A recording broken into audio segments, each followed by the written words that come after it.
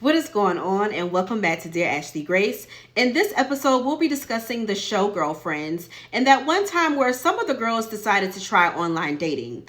Joan is dating a guy who has a dump truck. And we realize that Toni has some internalized self-hate. So we're in season 1, episode 4, and we're at the office with Joan, Maya, and William. Joan says that she has a date, and Maya and William inquire about how she met this person. So then she says that she, Toni, and Lynn decided to try out online dating. To which then William says only desperate women and lonely people go online to date. And then Maya goes to the extreme of saying that people get X'd out of life if they online date. But side note, it's so interesting how online dating was perceived in the early 2000s as opposed to how it's perceived now. Granted, the safety concern is still there. However, more often than not, people are meeting and dating and marrying people that they find online, whether that's through an actual dating app or just through social media. So Joan reassures Maya and William that she's meeting Toni and Lynn at the restaurant so they all can be together. But William and Maya's like, nah, we gonna be your backup too. So cut to where they're at the restaurant and they're all there to meet their dates. Now, Toni emphasizes that she knows that her guy is going to be great because she met him on ebonybillionaires.com. And he has a beach house and he drives a Lamborghini. So it just has to be right. And so Lynn is waiting for her Rasta man and walks in Joan's date. Very handsome man. Looks pretty normal. Looks can be deceiving, but for the most part, looks normal. You got Maya and William in the cut, still looking on, making sure that everything is good. So they make their way to their table to where they're enjoying themselves. Then Toni and Lynn make their way to the bar as they wait from their dates. Now, when Toni's date walks in, he's this very sophisticated looking man, suited and booted, nicely shaven, but he's dark skinned. And when she sees him, she's taken aback. Now, if you're familiar with the show, you would also know that Toni is a brown-skinned, dark-skinned woman as well. Now, her date is much darker than what she is. However, they're the same skin tone in the grand scheme of it all. So Lynn's date stands her up, and he never shows. So the date with Joan and her guy is going really well to where they make plans for a second date. Fast forward, the ladies are at Joan's house getting ready for Joan's second date when Joan inquires with Toni as to how her date with her guy went. And Toni says that it's not going to work because he's too black. To which the girls are taken aback, and Maya sets her straight like, what century do you think that you're living in right now? Like, what's going on? It's giving pot meet kettle. Like, why would you say something like that? To which she emphasizes that, you know, she's looking for a mate, but she's looking for someone who is rich and successful and handsome, but they need to be a certain skin tone because she's going to have children with this person. And he's blue black. So that just gets him off the board immediately. So Joan is now on her second date with her guy, and she's at his home. She goes to ask to use his restroom. Of course, this is her opportunity to be nosy, which most people do when they're in someone's home. You gotta look around and see your surroundings. It's only smart. So she's looking around his home. She makes her way to his bedroom. While there, she trips over something and she finds a girdle underneath his bed.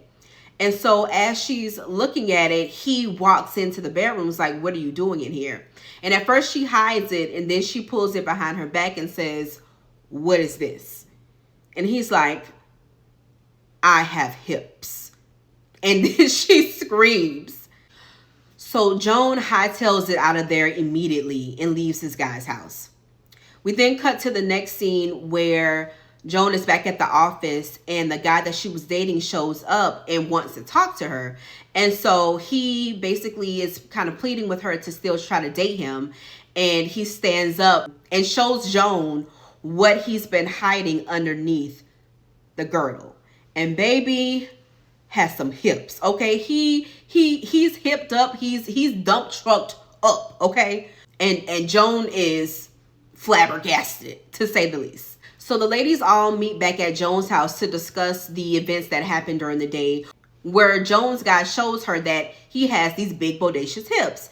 And they're kind of teasing it, making fun a little bit about the situation, to which then Toni states that Joan and the girls are contradicting themselves because Joan doesn't want to date a guy who has hips, but they're making her feel bad about not wanting to date a guy who's dark skinned.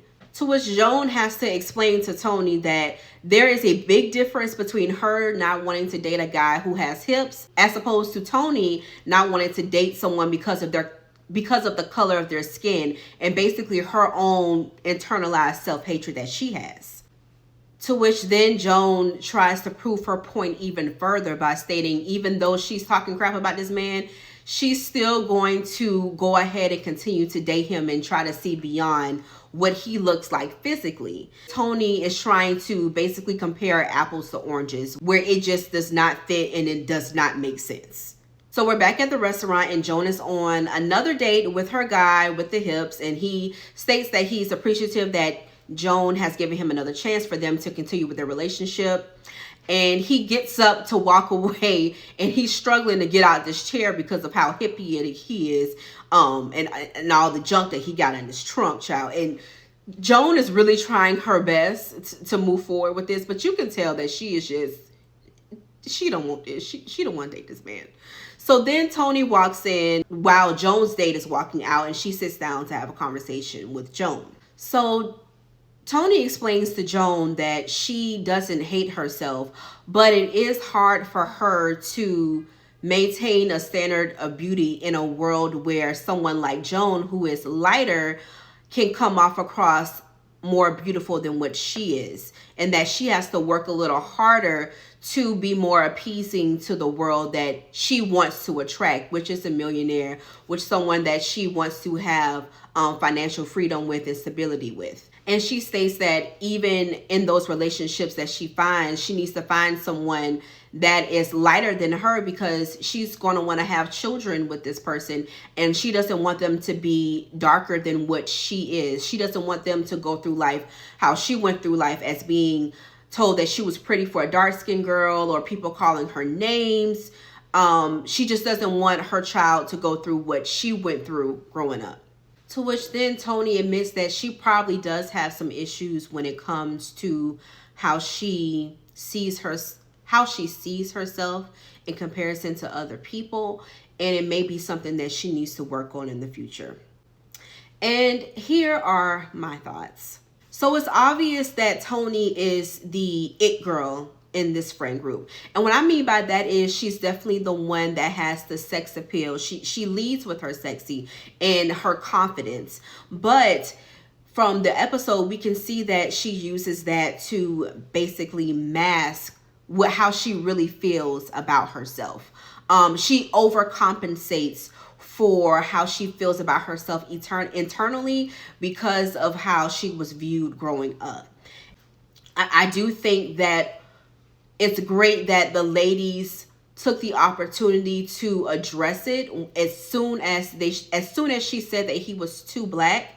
They didn't pacify her. They didn't make it seem like, yeah, girl, you're right. Like they made it clear to her that what you're saying right now is a contradiction and it's not right, and that you need to really look inward to see what that could be. With that being said, it takes a lot for someone to identify that within themselves. They have to know it first, and then from there, they can do the work.